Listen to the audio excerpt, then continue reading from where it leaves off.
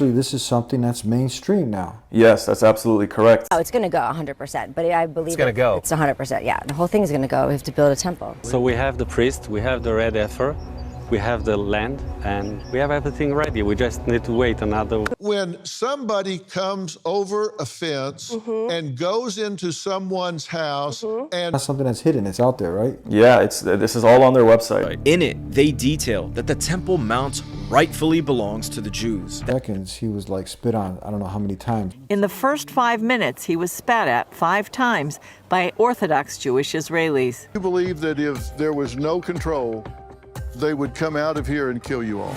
Brothers and sisters, we've all had loved ones that passed away. A mother, a father, a brother, a sister, a close family member. But one of the mercies of our deen is that with the right intention, we can go ahead and continue to do good deeds on our loved ones' behalf. And what greater of a continuous good deed, Sadaqah Jariyah, than investing on their behalf in the Deen Center, a masjid and mega dawah center that will benefit generations to come, inshallah. So click the link below, donate right now. May God Almighty Allah reward all of you. I have an exciting episode for you for my next guest. He is from the Propaganda and Co. Ahmed. Religious beliefs of the world's most influential religions regarding the final destiny of mankind, known as eschatology. Ahmed, he's been helping to debunk many of the lies that people like Dr. Phil. When somebody comes over a fence... Much of the mainstream media is constantly repeating. We're going to be talking about the rebuilding of the third temple, the red cows. Plans of numerous right-wing Israeli groups who believe that a red cow must be sacrificed in order for the Jews to progress plans to demolish the Al-Aqsa Mosque and build the fabled Third Temple in its place. It might sound like a conspiracy theory, but hardliner Israeli group the Temple Institute have already purchased and imported 5 red Angus heifers from Texas. The engineering of prophecies and much more with my next guest, Ahmed. Islam, this is the Deen Show. I love you very much. I love all the work that you're doing. When I was ready to talk about it, I would only talk to you. And I was explaining how much respect I have for the faith of Islam. Welcome to the Deen Show. The Deen Show. Assalamu alaikum. Assalamu. How are you doing? Alhamdulillah, I'm doing well. How you been? I've been great. Thank you for having me here. We're here at the Deen Center. It's beautiful. It's coming together very nicely. Allah reward you for your effort, inshallah. Ameen. Thank you, brother. So I was really intrigued. I saw some of your work. Are converging onto a single point, a single event that could have ramifications so great that it brings about the end of the world as we know it. And it all starts. I was really just fascinated because I was thinking, like, imagine if the KKK, or imagine if ISIS or some other extreme organization was plotting something that can set off events that would lead to World War III. What would the majority of human beings, the media, they'd be talking about trying to stop it, at least you think. But you were reporting on an event that is the like of what I just mentioned, example, and it's like, no big deal, hey. Yeah, absolutely. Zionists, with their level of influence in the West, the amount of money that they have and the way they leverage that money. Hold on, brother, listen. Are you some Jew hater or something you're talking about? No, I don't believe that I am, although I'm sure I've been told that many times, whether directly to my face or indirectly online. Does your religion teach you to hate a certain group of people because they're Jewish or Christian? No, my faith does not teach me to hate anyone. Okay, I just want to make a caveat there. Okay, go ahead. No, I appreciate that context. Yeah. No, you're absolutely right. The Zionists, unfortunately, have acquired cover for a lot of the crimes that they commit. And the Zionists, range from secular atheists all the way to far right-wing, beyond Orthodox even. These are people who are just extremists, and they take confused scripture very literally, and they are connecting that to certain politicians, elected members of parliament in the Israeli Knesset, which is the parliament, and they're using those connections to acquire more and more resources and power so they can bring about these like apocalyptic events that you're alluding to, which is essentially the topic of the Red Heifer video that we produced, and is about the reconstruction of the third temple as a whole. And this is not something that's some fringe group that, oh, come on, man, this is just something like you always have radicals, they're a small minority. This is something that you report, this is mainstream now. It went from being something fringe to actually this is something that's mainstream now. Yes, that's absolutely correct. Oh, it's going to go 100%, but I believe It's going to go. It's 100%, yeah. The whole thing is going to go. We have to build a temple. The Temple Institute actually have 9 pure priests, and they are pure, and they are waiting. So we have the priest, we have the red heifer, we have the land, and we have everything ready. We just need to wait another. In one of the clips that you see in the video we made, there is somebody saying exactly that 20 years ago you never would have imagined members of parliament in the Israeli Knesset saying openly, we are going to reconstruct the third temple. And now he said there are dozens, many, and I don't know if it's the majority, but a sizable portion of the parliament talking openly about this. This is like, it's mind blowing. They're literally like, this is like right in front of your face. Even the Temple Institute, their purpose message is not it's not something that's hidden. It's out there, right? Yeah, this is all on their website. In it, they detail that the Temple Mount rightfully belongs to the Jews, that the Palestinians are the modern people of Amalek, a tribe which the Jews destroyed thousands of years ago. Temple Mount was back in Jewish hands. It rekindled hope for a long-awaited third temple. The Six-Day War was a miracle of biblical proportions and was a cataclysmic opening of a new era for Israel and for the whole world. God spoke to Moses and Aaron saying, "This is the ritual law that God has commanded, instruct the children of Israel to bring you a red cow without blemish, in which there is no defect, and on which no yoke has been laid." So it says that we're supposed to take a perfectly red cow with no white hairs or dark hairs at all, and a cow that no yoke has ever been on. So as a result, it's very, very rare to find a baby cow that is completely red. Most of the research I've done really just came from watching a lot of publicly available YouTube videos, much of it produced by the Christian Broadcasting Network here in America. So it's not just Zionists in Israel talking about this, it's evangelical Christian Zionists in America that are excited about this and documenting it and watching it very closely. But it's also right on their website, on the Temple Institute. They talk openly about their mission to bring about the third temple. And they want to do that, one of the steps, there are many steps, but the key step right now is the sacrifice of the red heifer. I want to touch upon, because you brought up Zionists and then Christian Zionists, and the unholy relationship between the two. And you touch upon this. This is really a strange, you call it unholy relationship. One group is now coming, waiting. They want the Dajjal to come, the Antichrist, Dajjal, which we talk about, the Antichrist, and what goes on from there. Why does this group, the Temple Institute and other Zionist Jews of Israel, why do they want to bring the third temple? Why do they want to sacrifice the red heifer? Because they believe in their faith that the Messiah has not yet arrived. And this is the key difference between Judaism, Christianity, and Islam, right? We disagree on who the Messiah is, essentially. They think the Messiah has not come yet, and the Messiah will come once the third temple is rebuilt. And when the third temple comes, they believe that the Messiah will essentially rule over the world, and non-Jews will be slaves to them, that we will be their slaves. And the Christians, the evangelical Christian Zionists, have an unholy alliance with these people. They also want the third temple to be built, but they don't believe the same thing they believe. They believe there will be a different outcome. So they're both heading in the same direction, and they're holding hands moving in that direction, but the Christian Zionists believe that actually the Messiah that will return is Jesus.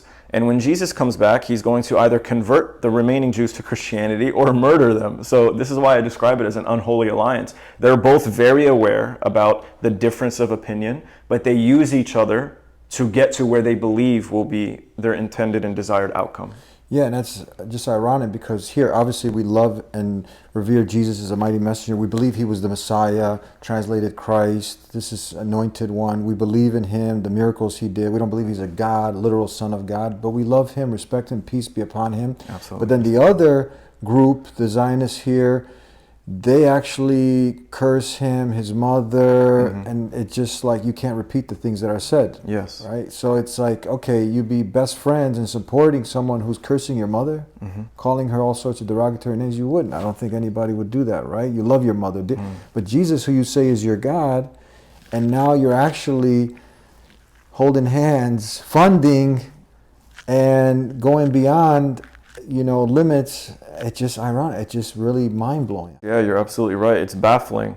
And I think it just goes to show like the confused relationship between Western Christianity and what they call Judeo-Christian values, which is like a made-up term. Made-up term in the last century, and it's an unholy alliance, and they're very confused. I had a pastor on, Pastor Rick. He's a senior pastor, and he talks about this. This is a made-up concept, this whole Judea. And people just, they swallow what they're fed. They don't really go deeper. But this is one of the pastors, and many Christians are, thank God, some are starting to wake up to this. And he talks about dispensationalism. He talks about the rapture. He talks about these forced, made-up prophecies, starting from John Nelson Darby. Later on, you had the Schofield-ism that started from the teachings of John Nelson Darby. Schofield was a con man. He went to jail, and as the pastor explains, he ended up taking these fringe teachings from John Nelson Darby, and then what happened, they got funded by the American Zionist organization, pushed it out to UK printing press, and they pushed 1 million copies, because in this Schofield Bible, they have the exegesis, the explanation of certain verses that many use to justify what's happening, not into the support. This is like their belief system, so they feel like guilty for not supporting it, because it's sinful now according to this version of this Bible. But then the pastor says this has nothing, for the first 1800 years of Christianity, had nothing to do with Christianity at all. So many Christians have been duped into this. There's a manipulation of the religion itself in order to justify a very diluted and deranged political goal. And this is, you talk about, this is another thing. This is not, again, stressing the point that they have specific, they're really preparing. This is the third holy site for Muslims, the Masjid al-Aqsa. And now, if this happens, it's going to set off, events that no American wants to send their tax-paying dollars to go ahead and fund something like this if they really knew what the bottom line is. And this is what you talk about. This is going to set off events that are beyond like anything that you can end up imagine. Right. And I don't want to sound like I want to see the violence, but I describe it as setting off a chain of catastrophic events. But to set off a chain of catastrophic events, Muslims in the region have to actually care enough about Al-Aqsa. Basically, if they want to reconstruct the third temple, they have to reconstruct it on the Al-Aqsa compound, as you've alluded to. And they actually would like to see the entire compound removed, but in their 3D models that they present online, they show only the Dome of the Rock being removed. So this is how they will gradually take Al-Aqsa. This is how they plan to do it. They'll say, well, the Dome of the Rock, yeah, sure, that's where Prophet Muhammad, peace be upon him, ascended to heaven on the night journey. But this is not actually a site that you need. The Al-Aqsa Masjid will remain intact, but in the center there'll be the temple, and we'll share the property. This is how they think they'll gradually take it. But they want to put the third temple in that site, and if Muslims don't care enough, and we've seen Muslim nations in the region, these corrupt leaders, unfortunately, completely abandon and betray the Muslim cause, the Palestinian cause. And in fact, they tried to apply pressure, the UAE and Saudi Arabia tried to apply pressure onto the Jordanian king to give up custodianship of Al-Aqsa, because technically, even though it's under Israeli occupation, the Jordanian kingdom, the Jordanian government, has custodianship of Al-Aqsa compound. Yes. The Saudis wanted to say, give us the custodianship, because then they can leverage it with negotiations, with normalization with the Israelis. Alhamdulillah, Jordan said no. But so if Muslims themselves don't care, then there won't be a catastrophic event. So we don't want to see the catastrophic event, but I hope that as Muslims we do care enough, right? Yeah, and another important thing is, I mean, like Muslim scholars that I've talked to, and we just know this generally, this is not something, prophecies are things that come naturally. Like they're not things that are engineered and forced, because these cows are GMO cows, aren't they? From what I understand, yes, they're genetically modified, yeah. Which is not that high, I don't know the level of sophistication, but you know how people breed dogs over and over and over again to get a certain feature? So they may have done it like this, or they may have actually in a lab genetically modified. I'm not sure exactly what they did, but it's not naturally occurring, that's for sure. Yeah, so you're really like pushing it. You're really wanting to, it's like when I guessed, I had a Dr. Oman on recently, and he said something interesting. He says, you got to really think of the psyche of a person who really, they're trying to force the end of times. They're like trying to really make it come. And that's the scary thing. At what cost? Diamond cutting. They've even prepared the ornaments that are going. This takes it, helps you understand to what level. Like you have to, those rocks that will be placed, diamond cutting instruments that they're using, the ornaments that are going to go into the third temple. That's already like, that's like okay, I'm going to land grab this house, and I already got my furniture I'm going to put in there. So everything is like set. Yeah, exactly. So imagine, you have this property here that you are renovating. And imagine before you renovated it, you had everything from the furniture to the ornaments to the lighting, everything complete. The moment you take the building, how quick would you bring it about into completion, right? So that's how they're preparing for the destruction of Al-Aqsa. And you'll hear certain rabbis, extreme rabbis, and others comment, well, we don't know how Al-Aqsa could disappear. Maybe there's an earthquake. They all suggest the possibility of an earthquake. And of course, underneath Al-Aqsa, what are they doing? They're excavating for archaeological digs. Some people believe that they're deliberately weakening the foundation to bring about an accidental collapse, which they'll blame on an earthquake. How do you prove whether it was an actual earthquake or not? None of us will be able to. So that's how these people are kind of operating, and they hope that once they bring about the destruction, they'll very quickly come in, change the legal code, bring about the third temple. They have all the tools they need. When you talked about diamond cutting, and we should talk about this in some more detail, but basically in Judaism, they have a lot of rules, and the rules are very complicated, and there's difference of opinion of what those rules are, but they're very detailed. One of those rules is about the core thing you have to understand about their intention to bring about the third temple is they cannot do it unless they are absolutely pure. Everything about the construction has to be pure. The person has to be pure. The products have to be pure. The stones have to be pure. So God commanded the Jews, you're not allowed to use traditional metal or iron carving tools to cut out the stones. So they use a special kind of diamond cutting tool which technically is a loophole. It's not the metal cutting tool, so they can carve the stones, and those stones, which are now carved and ready, they can use that to quickly assemble the temple. And that's the point of slaughtering the red heifer, because the process of slaughtering the heifer is also very detailed. So they have special kind of priests. These priests have to be pure. They've never come into contact with the dead. They have a direct bloodline supposedly to Harun alayhi salam, the brother of Prophet Musa alayhi salam. And they believe that these people have to be pure. The tools they use have to be pure. They have to slaughter the heifer on the Mount of Olives, which is a hill east of Al-Aqsa. So they have to be at the top of the hill, slaughtering the heifer, looking at Al-Aqsa. And then they'll burn the heifer. And they take these ashes and they mix it with water from a special spring nearby, a holy spring. I think the spring of David, something like that. And this creates an ablution water, kind of like wudu.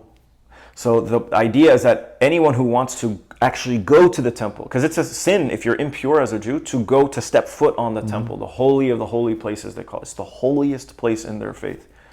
You cannot step foot there if you're impure. So you have to do a wudu with this red heifer ash water. And then you have to quarantine for 7 days. It's a whole intricate process. And after 7 days, you're pure. Now you can step foot. And now you can start building. So that's what this is all about, is basically obtaining purification. And the heifer gives them the purification. And this is something where, you talked about the weakening of the structure, the ornaments, everything is being prepared, the red heifers. When do you see this happening? What are they saying? Because they have to be 3 years old? Something like that. They have to be like between 3 and 4 years old. So they recently came of age. March or April of this year. They recently came of age. They recently came of age. So what happens now? Because you got a timeline. They can't. Yes. There's so many regulations and rules. Correct. Yes, you're absolutely right. There are so many regulations and rules. One of those rules is that you have to slaughter them within a certain age. It's like a prepubescent age. So they reach an age of maturity or puberty, I guess you could say. But when they mature into adulthood, they no longer qualify. So there's a short window of time. It's about 1 year. You know, the heifers, as they grow, they constantly check them to make sure they remain purely red. They can have a single strand of black hair or white hair, that's fine. But if there are 2 strands next to each other, disqualified. Mm-hmm. So assuming that they have, and apparently, from what I know, they reached age and they're still pure. Now, in 6 months, they might lose the purification. So if they wait, they run the risk of them becoming impure and disqualifying itself for slaughtering. So they can go about this in a couple of ways. They can slaughter it now. They had a conference about 2 months ago or 6 weeks ago at a settlement called Shiloh. And this Shiloh settlement is in the West Bank near Ramallah, near the Silwad villages and whatnot. And at this settlement, they have the heifers. So it's no longer a secret location. We know where they're held. And they had a conference there, and they were talking very openly. They have the bridge ready. They have everything ready that they need to do this. They alter everything. And they were literally just discussing when. And it's a very long conference. I watched portions of it. It's available online. It's Google translated. It's not a bad translation to understand what they discussed because it's all in Hebrew. But essentially what they came to the conclusion of is this is not a good time to do it. There's already a lot of tension. If they do this, it'll just like ignite the entire region. And so they're waiting now. Now, they can wait 6 months. They can wait a year. They could do it by like next spring. Or they could decide, you know what? These will become disqualified. As long as we breed them, their offspring should theoretically still be red. So they might say, let's run the risk and wait 4 or 5 more years to have offspring. Those offspring mature, and 4 or 5 years or 3 years from now, we can try then. So third option, delay. Third option is delay, but they take the risk. Maybe they breed them and they come out not pure. They don't come out as purely red. So that's a risk, and I don't think it's a risk they're willing to take. No. If I had to guess, I think they would try later this year. Because now you have a position of people who are in the same mindset in this committee, parliament, and whatnot, because also politically things can change, right? And they got some people who are more level-headed and say, hold on, we're not supporting this. That's an excellent point. You're absolutely right. They have a unique opportunity with how far right and extreme the government is. I mean, all of Israeli society is to the right, but these people are like insane fanatics. Ben Gvir and Smotrich, these guys are devout believers in this cause specifically. And I want people to understand, when you say really extreme, I mean, this was a person, the one that you just mentioned, that you had a man, and anyone, a Christian can be extreme, a Muslim, they can have, you know, from any religion. This happened to be a Jew.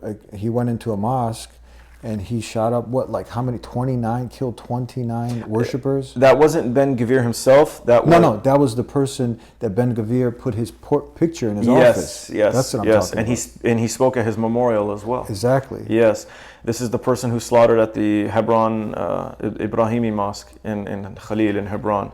And actually, this was, you know, one of the reasons for the existence of the armed resistance groups today, because that event was very traumatizing for Muslims. You know, this person went in and just slaughtered people while praying. Is a very disgusting act. And yeah, you're absolutely right. Ben Gvir honors and glorifies this person regularly. And not just him. I mean, it's a great percentage of the country that do.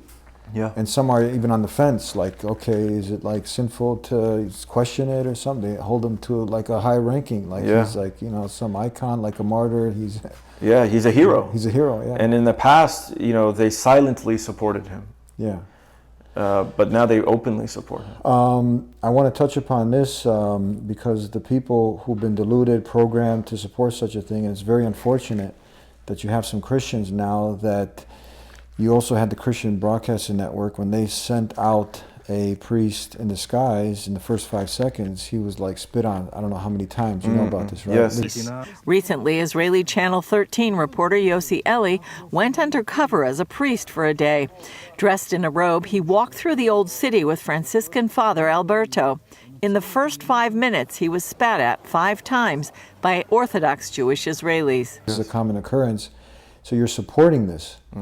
And this is good information here for Christians and Jews and other people to know, that if they don't, because many people are not studying history, but when you study history, when Muslims were ruling Jerusalem at one point, you didn't have these issues of people stealing each other's land. There were this constant stress of war in this area as far as between the two sides. I mean, you had Muslims ruling and there was a relative peace. There was a peace because Muslims had established justice, and Muslims actually repopulated. Umar radiallahu anh, the Khalifa from there, he ends up repopulating, this is historically accurate, bringing the Jews back. After the Christians had banned the Jews from Jerusalem, the Muslims brought the Jews back. They did, yeah. And historically in the region, Muslims were very welcoming to the Jews. When the Jews were kicked out of Spain, Muslims welcomed them into their lands. And it's not to suggest that it was always perfect, but it's not to the extent that the Zionist Jews of today, they try to revise history and change history and say, you guys were always horrible to us. And this is not the case whatsoever, and especially in comparison to Europe.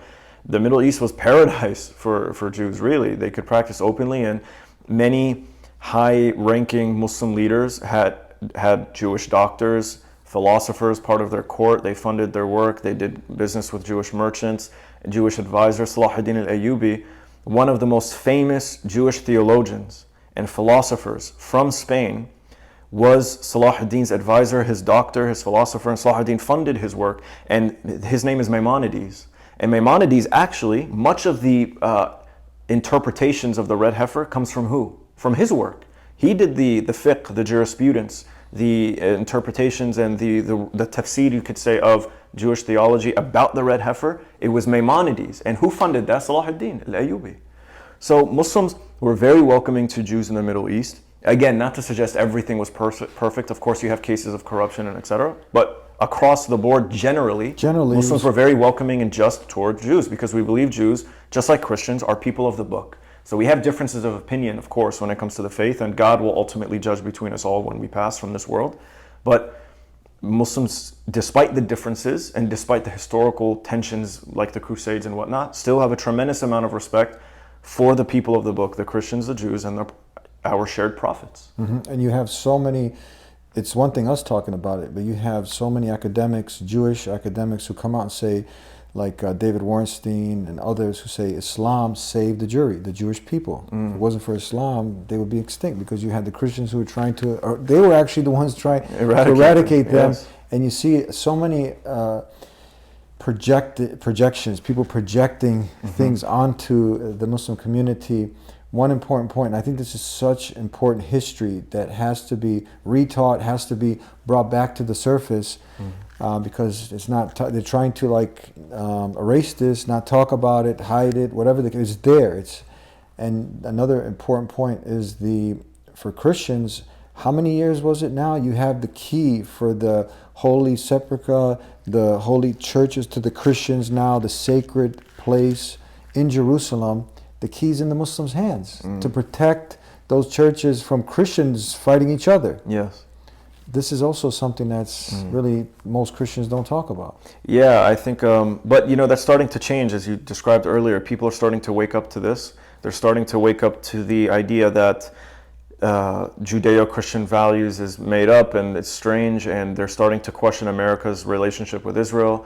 And Jews are at the Christians are at the forefront of this in America. There's a movement, a significant movement of Americans, Christian conservatives, waking up saying, should we really be putting Israel first above our interests? This is a very significant movement. It's growing. And so that's something I think to pay attention to. And I think, Christians are waking up to this. One thing I want to point out, I'm sure you have a Christian audience as well. They might be surprised to hear that evangelical Christians want to bring about the third temple, because for them they think, I'm not interested as a Christian to bring about the third temple, because within Christianity itself there's a wide gap or a difference of opinion. Some of these Christians believe Jesus is the temple. So when Jesus returns, then technically the third temple has returned. We don't need a physical place. So there's a big difference of opinion, and it's, to be precise, it's the evangelical Christian Zionists who want to bring about the third temple. And a good example of this Christian Zionist would be guys like Mike Pence, former vice president of the United States. I believe that's Mike Pence. I forget his name exactly. And yeah, there are a lot of these like Republican evangelical Christian Zionists. Mm-hmm. So this has been cleared up. This is something that you can research. This is a fact. So whoever wants to continue to believe something, they're believing a lie. I'm going to let you listen to this clip, and because he's also gotten involved now. When somebody comes over a fence and goes into someone's house and burns their infant in its crib, do y'all feel like the people inside this encampment want you dead? Yes. They have broken a law.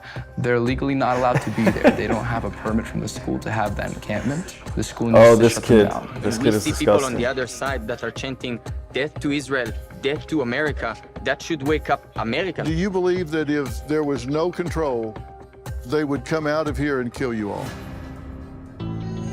Well, I'm in Los Angeles, California. I'm laughing, not to make light of it, but it's just so stupid. Let's just be honest. It's stupid. This is a joke. I mean, they're trying to paint it like, you know, Muslims are here, like if they had the opportunity, Palestinians over there, that they just want to eradicate all Jews. This is their push. This is like ludicrous. Yeah, so starting with the first clip where he says, I don't care if you come over a fence and you murder a baby in a crib. Yeah, let's start with that, yes. Yeah. So first of all, that's a complete lie. Complete lie. Any lie. evidence for it? There's zero evidence. So what's your proof that there's no evidence? Well, first of all, there's a reported list confirmed now by the Israelis themselves of how many babies died. Remember they said first 40 beheaded babies, blah, blah, blah. Actually, babies, like we're talking about when you imagine a baby, you think less than 2 years old. There have only been, I think, between 1 and 3 confirmed deaths of babies. And they know the nature of their deaths, and it has nothing to do with a resistance fighter killing a baby in a crib. So this is a complete lie. But you would think this is Dr. Phil. Yeah. That now he's got a platform. He's also acting as a journalist. He's bringing the news. What does that do to your credibility? I mean, that you're sitting there repeating lies, no verification. You just repeat, I mean, even the President of the United States is doing this. He's done it many times. He did it the other day speaking at a commencement for a graduation, and he made up another lie. He said, I saw images of someone being killed in this nature. And it's a complete lie. It's completely fabricated. But what is the Zionist motivation for spreading propaganda? It's the same one that the Nazis had, which they hate the comparison. Don't compare us to Nazis, that's anti-Semitism. And actually this new law in Congress supposedly is going to make that anti-Semitic. If you compare Zionist behavior to Nazi behavior, you've engaged in anti-Semitism, you'll be fined, punished, jailed potentially. So, but what did the Nazis say? Joseph Goebbels, the head of their propaganda, tell a lie enough times and eventually it becomes the truth. So this is what they're doing. They're insisting, despite the wealth of evidence and the wealth of information out there that's readily available, they are just repeating the lie over and over and over again. And Dr. Phil either easily believes the lie and repeats it or doesn't care. And because a lot of people like Dr. Phil, especially in entertainment, are very close to Zionists who own a significant portion, if not the majority, of the entertainment business, they have an opportunity to resurrect their careers and regain influence and funding and opportunities for new shows simply by taking their position and repeating lies. So the first thing is incredibly irresponsible because also Dr. Phil is saying this at a time when there's an act of genocide taking place. And if he wants to disagree over whether there's a genocide or not, he can just simply pay attention to the genocide case taking place in the International Criminal Court of Justice, in the ICJ. And then now we know the ICC just today issued an arrest warrant for Netanyahu. And they actually issued an arrest warrant, yes, wow, for him and the defense minister Yoav Gallant because of war crimes. And so, you know, whether you want to call it a genocide or not, doesn't matter. There are war crimes taking place. Call it whatever you want. It's a crime against humanity, however you want to label it. And Dr. Phil, like many others, are repeating justifications to commit those crimes by saying, well, the Palestinians deserve to be genocided, or they deserve these war crimes. Why? Because they're savages. They come over the fence and they kill a baby. Who could kill a baby in a crib? It's the most evil thing to do. Not even animals do that sometimes. Like, but hold on. There's please don't lose your spot. Please hold your spot. Yeah, go ahead, please. It just had me thinking. The movie, what's that movie that actually shows witnesses that by a Jewish filmmaker. They made a movie that the baby in the oven. This was actually done. What's the Tantura? Tantura, yes. This has happened to Palestinians. Yes. So keep going. Yes. So basically, he's justifying a genocide, and I was saying that not even animals would do that. Sometimes you see clips where there's a gorilla in a zoo, and there's a little child, and the gorilla could kill it, but doesn't. So even animals don't kill. So they're dehumanizing Palestinians to the point where they're such nasty creatures. Amalek, and because it's easier to kill someone if you can demonize them or dehumanize them. You're not a human, you don't deserve rights, and you're so evil you deserve to be killed. And so Dr. Phil is engaging in that, whether he knows it or not, whether he agrees or not, by repeating this lie that a baby was killed in a crib. Now moving on to the stupid thing about the encampment. Before you go there, if Dr. Phil invited you, if he'll probably see this, and now he's like, look, let's talk. Would you go on the Dr. Phil show? I would consider it. I would suggest to him others more qualified than myself, because I'm someone who repeats what other investigative journalists, not blindly repeat, but I, like Max Blumenthal, Aaron Mate, Ali Abunima from Electronic Intifada, I doubt Dr. Phil would ever talk to them, because he could get, he would get into a lot of trouble with the Zionists for doing that. But he goes on to get like these college kids on. But why not? Because they're safe to talk to, because they're Zionists and they have the influence in media and entertainment. And they'll say this is an anti-Semitic trope, but it's not. I mean, but he was saying in his video, he said he was influence. trying to talk to the pro-truth people who are trying to stop the land grabs and whatnot, but nobody would talk to him. Well, I don't know specifically at the encampment if anyone wanted to talk to him. At the protest, there's a couple of reasons why usually the average protester will not talk to media. And it's because they've organized themselves, and I know this because I partook in this when I was in college, and also I've been to these protests today. When the media tries to talk, the students understand that the media will try and twist what they say. So they say, don't talk to media. You can direct the media to the appointed student representative. And this is like a PR specialist. I mean, this happens, corporations do this too. Don't talk to me, talk to the PR rep, right? So protesters are just engaging in the same practice, which is logical and wise, actually. You shouldn't take someone who is there to support the cause, but doesn't have the ability to speak confidently and articulate. But there's someone who naturally is gifted in doing so. So they're the appointed media contact. So maybe they didn't talk to Dr. Phil because they didn't trust him, or maybe they just thought if you want to talk to media, talk to our PR rep. So I would consider it, but there are other people more qualified than myself. I would say that to someone like Dr. Phil, I don't want to question his intent because I don't know what's in his heart. I would just say that whether he knows it or not, he's repeating a lie, he's partaking and engaging in a lie, and it's being used to convince people to allow the genocide to continue. And this is a serious crime, and if he cares about humanity, I think he should think twice about repeating such lies. He should look deeper into it. And if he doesn't want to agree at the end of the day, he maintains his position, fine. But at least, bring someone from the other perspective so that people listening can at least make an informed and rational decision. We had someone similar to Dr. Phil, but on the news network, Chris Como, if you've heard of him. Yeah. And I had an independent investigative journalist from the Gray Zone, Max Blumenthal. Yes. On, and Chris You Como, had them both on. I actually had Max Blumenthal on, and what happened was he came out and said that Chris Como was repeating lies, and he debunked all of the stuff he was saying. He was repeating the same stuff Dr. Phil's repeating. Yes. And from there, Chris Como saw this, and then he reached out to us. He reached out to me, and he said, don't talk about me. I thought it was, I actually respected the way he went about it. He said, let's talk. But then when we put it together, he didn't want to do it. Yeah. Yeah, because they don't want to talk to Max Blumenthal. They'll talk to, Max Blumenthal, if he talks to them, with all due respect to Chris Cuomo, Dr. Phil, whoever, Max Blumenthal will destroy them with facts. Max Blumenthal will just cut straight to the point because no one knows the information like he does. And Max Blumenthal is one of those people identified by mainstream media, like many other investigative journalists, that they push to the edges, that we don't talk to them. So Max Blumenthal, for example, was supposed to debate Robert F. Kennedy Jr., this candidate running for president. Yes. And RFK at first was willing to do it. But then after some time, obviously Zionists reached out and said, don't talk to this person. Because they know Max, as a Jew especially himself. He's Jewish. Yes. Max Blumenthal will annihilate them. And as a Jew himself, they can't just say you're anti-Semitic. They'll say it, you're a self-hating Jew, but they're obviously wrong about it. It's such a cheap form of slander. So yeah, Max, Aaron Mate, Katie Halper, these are investigative journalists, they are Jews, and they're very informed, and they're pushed to the fringe, or to the margins, not the fringe, sorry, they're pushed to the margins and they're ignored. No one will talk to them. So I doubt Dr. Phil would speak to them, but he should. He should. Are you seeing somewhat of a shift? Okay, so we got that cleared up. These are lies that are being repeated. And anyone with any kind of journalistic integrity, integrity in general, what do you advise? I mean, reporters, I mean, you should do your due diligence. You should do your homework. You should just not just repeat lying points that have been debunked, clearly. Yeah, absolutely. You know, the problem is they work for institutions that, and you know, they hate hearing this, but let's be real. Mainstream media is corporate owned, and they work with the government. So they toe the line and they repeat whatever the government says. So these journalists or reporters no longer report, they repeat.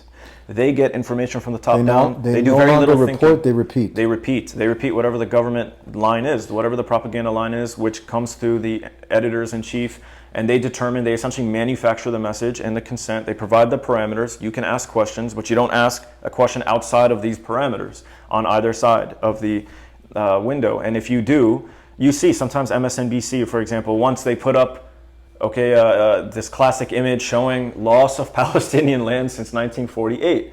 They had to apologize for providing that context because the Zionists were upset. They apologized and they retracted it, even though it's historical fact. So this is the issue, I think, for all these journalists and reporters. They're not going to do it. I don't have faith that Dr. Phil would do it. You know, I want to go back to his interview with the encampment. The student with the curly hair he was interviewing, you know, this guy is proudly wearing a shirt, IDF logo. These guys are all trained Zionist provocateurs and propagandists. They come up and you know, they can join any institution they want. As Americans, they have the right, just like someone grows up at part of a Muslim nonprofit or organization and they're trained to repeat whatever perspective they have, right? They do the same on the Zionist side. But there's a video of this guy pretending like, you know, students won't let, this guy with the curly hair, he's like, you know, he has his hands up and he's trying to pass and he's like, look, the students won't let me pass. It's a massive campus. He can get to wherever he wants to go, but he deliberately goes there, turns it on, and acts like they're preventing him as a Jew from, you know, practicing his right to study on campus. And that was a complete lie, and, you know, he framed it in such a way, but he did that because that's what he's trained to do. And Dr. Phil is interviewing these Zionist students know very well what's happening at these encampments and what's being said. They're saying, we don't want the occupation anymore. We don't want apartheid. We want the university to stop investing in corporations complicit. They take this and they, as narcissistic as they are, deliberately, like you alluded to earlier, projected, you know, certain fantasies or lies or crimes onto others, which is a very sinister thing to do. This is really an evil thing to do, and it's a psychologically twisted thing to do. And the type of people that do it are the type of people trying to avoid accountability. So if I'm guilty of a crime, okay, and what is the crime? Supporting apartheid, let's say, or supporting occupation, supporting violence against the Palestinians. If I want to avoid that accountability, oh no, actually that's not me. You're the one committing the crimes. You're the one who is lying. You're the one who supports genocide. And so they sit there and they pretend, like when he says, do you think if they could kill you, they'd kill you? Yes. This is an absolutely absurd statement. No one is threatening to kill Jews from these encampments. No one is threatening to harm Jews. They are very precise in their language, but they deliberately misconstrue and they fantasize and they lie in order to avoid accountability. That is it. Because you have Jews also, Jews for Peace and other Jews, Torah Jews, yes, others absolutely, who are actually part of this. Isn't that true? Yes, it's true. They're a minority, but they're a growing minority. Yeah. And they're a significant population. And, you know, they maybe look at them as, see, I'm glad you brought up the Torah Jews, because what they do is they look at these leftist Jews, because, you know, there are leftist Jews like in San Francisco who maybe are transgender, same-sex marriage, etc. So some Jews would say, well, that's not really Jewish, right? But then you have the Torah Jews, and they're Orthodox, right? Yeah. They're you wouldn't describe them as leftist liberals, but they are against the Zionist project. And we've had top Jewish rabbis, Shapiro, not Ben Shapiro, but Rabbi Shapiro on the program. He's one of the top rabbis in America. Also, who's against this. You have many Jews, rabbis who I've spoken to, and they also say, not in our name. This is not what we represent. who are speaking out. Miko Pilot, he's an Israeli Jewish man. Yeah, son of an Israeli general. Yes. Yeah. He's also speaking out, putting his neck on the line.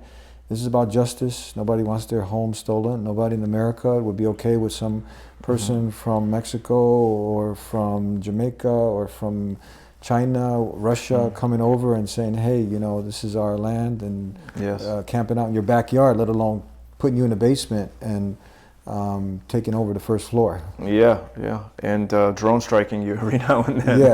Yeah. And then also, you know, not for your benefit, but for theirs, controlling what goes in your fridge. How about how much water you can have? Electricity, we'll give it to you, what, once a week? Yes. Is that all the things that's happening? Yeah, and so much more. And, you know, any human being naturally will want their dignity, their rights, their values. And, you know, when I was in college, so I was an SJP activist, Students for Justice in Palestine, I was a BDS activist. I used to engage a lot with the Zionist Jews on campus, and many of them support Israel because they grew up, they were conditioned to. So it's natural, it's understandable. But I felt in their hearts they were good people, and they didn't like the animosity. They didn't like that there were other people out there criticizing their beliefs. Not in a negative way, I'm not criticizing them now. I think naturally as a human, they're just like, this other person, I feel like we're opponents, and I don't like that. I want to connect with them. So on a human level, I felt a genuine desire for connection. And so they would say, let's have lunch, right? And this is called normalization, because the fear is that they use that. They invite you to the Hillel centers on campus when they bring a propagandist to come talk about how great Israel is or how bad Palestine is. And then, hey, let's take a group picture together with the Israeli flag in the background. And they say, look, we're advocating peace. But these guys weren't doing that to me. They genuinely wanted to connect. So I had lunch with them a couple of times. And one student went on later. You know, he disagreed with me at the time, but I planted a seed for him to consider a different perspective. And later he ended up going to Israel, and he decided for the first time, let me go see the West Bank. Because he kept hearing about it from the Zionist side, never seeing it. So he actually went, and it shook him. I wouldn't say he's an anti-Zionist now, but he was like, okay, you know, I understand what these people are complaining about, right? And I also once had a conversation with two Jewish students. They were twin brothers, very interesting kids. And we sat down and we said, let's do this. It was me and another partner I had in SJP and those two. And I said, let's negotiate a peaceful settlement to this issue. And we started just using our imagination and talking. And it was very idealistic and naive, I'll admit, but we were able to agree. And so we were like, okay, the US provides billions of dollars to the Israeli military. Could the state of Israel become a one-state democracy with equal rights for everyone, assuming that there is no longer animosity between Palestinians and Israelis, and the threat of violence on both sides has been, you know, reduced and eliminated essentially? They said, yeah, absolutely. We're open to the idea of one state, equal rights for everyone. Why not? Now, most Zionists would punish them for saying that because they don't want that. They want to control all of the land for themselves. They want to maintain the apartheid state. These two Jewish kids were like, no, speaking from their heart openly, they were just like, yeah, we're open to that idea. Okay. What about the right of return? You have millions of Palestinian refugees. Would you be open to them coming back? Yes, but how, you know, what land do they take, etc. Okay. So, and who would pay the reparations? So we say, okay, well, the U.S. is giving billions of dollars a year for weapons. If the U.S. is very interested in peace, perhaps the U.S. and the West and the world will collectively donate hundreds of billions of dollars to provide reparations to these Palestinians returning, build them new homes, or pay them to accept citizenship in a different state, whatever, give the option to the Palestinians and offer them a form of reparations. And they were open to that idea as well. So the idea basically is that we were able to imagine and negotiate a peace because there was a genuine intention to do so. And this doesn't exist above the grassroots level. When you get to basically the Zionist politicians and hardliners, those who could actually in the real world negotiate such a thing, they refuse to because their intent is not peace. Their intent is peace for themselves, but they want the Palestinians to live as subservient fourth-class citizens. Yeah, this brings us back to where we originally started. Third Temple Institute, takeover, engineering prophecies, people like this mindset, they're not talking about having peace. No, not at all. Yeah. No. Do you see a shift, before we conclude, And I want to stress this again. Palestinians, because you have Christians also. I think Carl Tuckerson, he brought on a priest, and this shook Tucker people. Carlson, yeah. And the priest was also like, "Hey, you forgot about us? We're Christian too over here." And that was really brave enough for Carlson to come out and bring someone on. And then you had Candace Owens also. So do you see a shift? And they waking up to see, like, hold on, Palestinians over there are saying, like, hold on, we don't care. Look, historically, we lived in peace. We don't care if it's our own brother stealing our land. If it's a Muslim stealing, we're gonna resist. Yes, absolutely. Just like you would resist if somebody is coming to take your home, your property. Or what's his name, Johnny from New York comes over. You see the famous video. This is something that's occurred. If I don't steal it, someone else will. Yes, exactly. Yeah.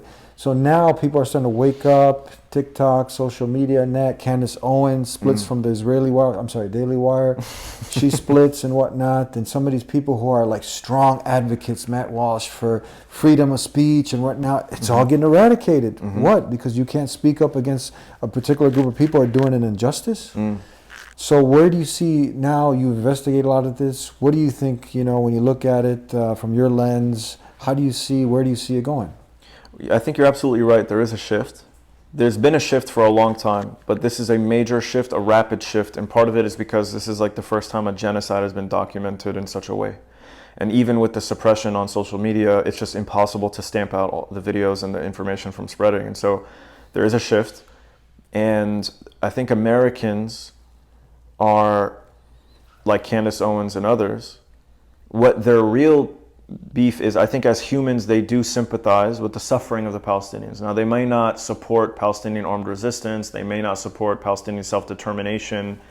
I don't know exactly what Candace Owens' position is, but I know that her and many others become very upset when they do take an opinion on the situation. And the backlash is, you can't talk about that. That's when most Americans see, okay, you're not just oppressing Palestinians, now you're oppressing me. Now, you're not committing genocide against me, but you are taking my right to free speech. I can say and think whatever I want. And that, I think, was a big mistake by the Zionists. And they're kind of in a situation where they're damned if they do, damned if they don't. If they allow them to keep talking and sharing their opinion on, hey, maybe you shouldn't kill babies in Palestine and in Gaza, maybe you shouldn't be bombing homes in densely populated areas, maybe this reaction is too strong, right? October 7th was, you understand why you have to react, but maybe this is way too far. So letting them talk undermines the Zionists. At the same time, if they don't let them talk, it still undermines the Zionists. So they're damned if they do, damned if they don't. It's a catch-22 sort of, and they're stuck. And I think what they have done, they've made a big mistake. The important shift is they've exposed how much power they have. We as Muslims, paying attention to Palestine for decades, have always known how much power the Zionists have and what they're willing to do with that power. They're willing to silence you and oppress you and even get you deplatformed, debanked, put you in jail, fine you. They try to ruin your life in any way you can to prevent you from criticizing Israel. Because they are censoring people on social media and messing with people like Candace Owens on the Daily Wire, affecting her career and silencing many other Americans, they are exposing how much power they have and what they're willing to do with it. And Americans are very big on personal freedoms, right? Don't tread on me. That this spirit exists till today and manifests itself in different ways. If I want to share my opinion, I'm going to do so. Even if I'm wrong, I don't care, right? It's my right to say whatever I want. In this case, these people are not wrong when they criticize Israel. But yes, I think Americans feel like you are oppressing me now. And I think that was a very big mistake on the Zionists. And I think on the right and conservative America, for the first time, we're seeing this big gap. And there's a big conversation between America first and Israel first. And this battle has basically undermined the influence of the Daily Wire. And I think it's going to continue to grow and to spread. And yeah, I think the Zionists have made a huge mistake. And they won't fall apart as a Zionist project immediately, but I think their days are numbered, and it could be anywhere between 5 to 20 years, 30 years, God knows. But it's falling apart. It's unraveling before our eyes, I think. And I want people to let that sink in, because you have the Constitution, which protects freedom of religion, and freedom of speech, that you can go ahead and even criticize your own government if you feel they're going astray, to try to bring back people to justice, to peace. But now with the laws that are trying to be passed, that now, okay, you can criticize your own country, but you can't criticize another country. Yeah, can you imagine the absurdity? Let that sink in, right? Yeah, that's an excellent point to bring up. They're passing laws for this now, and it's unconstitutional. The Supreme Court might strike it down, but if there's any group in America that could undermine the Constitution with the amount of privilege and influence and power they have, it's the Zionists. So I hope they don't succeed, but they could. And I want people to know, again, we've reiterated this, and we'll, before we conclude, as a Muslim, I'm sure you'd agree, we'd love to have peace with all of our neighbors. We want peace in Jerusalem, and when Muslims were ruling at that time, there was a peace, right? And Muslims and Islam, the Quran doesn't teach us to just hate people. It's actually anti-Islam to go ahead and hate someone because they're a Jew, because they're a Christian, because a Muslim's allowed to actually marry a Jew or Christian. A Muslim is also one who believes in Moses, who by ethnicity was a Jew, but we believe by submission to the will of God made him a Muslim. And same thing with Jesus. He was by ethnicity a Jew, but by submission to the will of God, that means Muslim. So we love them. Yes, so it'd be anti-Islam to go ahead and just hate someone because they're Jew or Muslim. So you should be really angry that you've been duped and fooled and programmed to believe such stupidity, ludicrousy. And I want to thank you for coming on. That's Propaganda Co. Propaganda and Co. Yeah, that's correct. Well, thank you so much for having me on. May Allah reward you for all the work that you do, and your audience as well. May Allah bless them. And you're absolutely right. As Muslims, we do love and respect all humanity, especially Jews and Christians. As people of the book, we feel connected to them through our shared connection, with the Prophet Abraham and all the prophets. So. And inshallah, there will be peace, and more peace and more love. There is peace already, it's in different parts of the world, and personally, between individuals on earth. Of course, there are peace already between Muslims and Jews and Christians, but hopefully there will be more soon. And I think the Zionist project, unfortunately, has been the source and cause of much of the animosity between Muslims and Christians and Jews, and hopefully it comes to an end soon. Absolutely. Thank you, brother. Jazakallah khair. Oh, yeah. Assalamu alaikum. So you heard it here. We don't hate you. We want the best for you. And I'm going to give you a gift. You can go to TheDeenShow.com, and I'm going to get you this book. It's called The Quran for free. And you can judge for yourself. Judge for yourself. Go to the website, put your information in. We'll get it to you for free. You don't have to pay for anything. And find in there where it tells you what Dr. Phil's trying to push on you and all the other pundits out there. And visit a mosque. Call us 1-800-662-4752. We got a number. Don't just be a troll on the keyboard. Make the human connection. Talk, visit with us. We'll see you next time. Until then, peace be with you. Assalamu alaikum. We know there are many benefits to the use of black seed according to the authentic statements of the Prophet Muhammad, peace and blessings be upon him. That's why I use the black seed by Tasneem, and 50% of the profits from your order will go towards establishing the Deen Center, the Masjid and Mega Dawah Center. Use promo code TheDeenShow for 15% off.